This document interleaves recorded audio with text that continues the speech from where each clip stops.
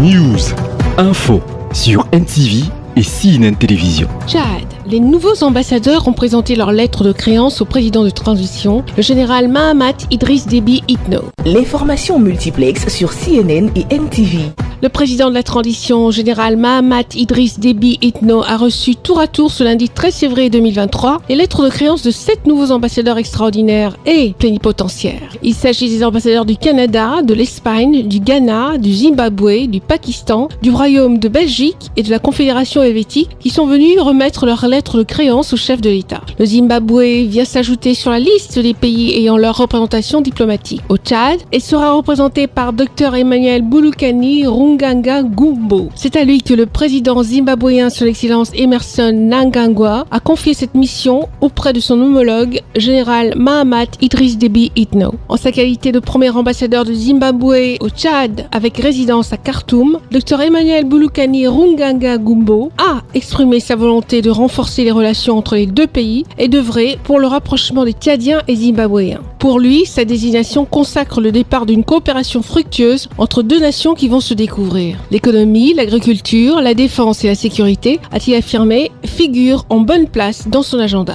Le Pakistan, quant à lui, a choisi Meher Behrouz Reggie pour œuvrer au renforcement des relations avec le Tchad. Le diplomate pakistanais et le chef de l'État, général Mahamat Idriss Déby Itno, ont passé en revue les domaines de coopération entre le Tchad et le Pakistan. L'ambassadeur Meher Behrouz Reggie, qui a pour résidence Khartoum au Soudan, a dit avoir reçu du chef de l'État les assurances d'une coopération fructueuse intéressant le secteur de la sécurité, de la défense, de l'économie et de la santé. Pour le Royaume de Belgique, c'est Myriam Bakelen qui sera aux manettes. Pour elle, le Royaume de Belgique considère le Tchad comme un partenaire important pour la stabilité du Sahel. Myriam Bakelen, qui réside à Niamey, au Niger, a promis de jouer toute sa partition pour le renforcement des liens d'amitié et de coopération par l'ouverture d'un consulat à N'Djamena. La Belgique n'est pas très présente au Tchad au niveau diplomatique, je dirais, puisque nous n'avons pas d'ambassade, nous n'avons plus de consul honoraire.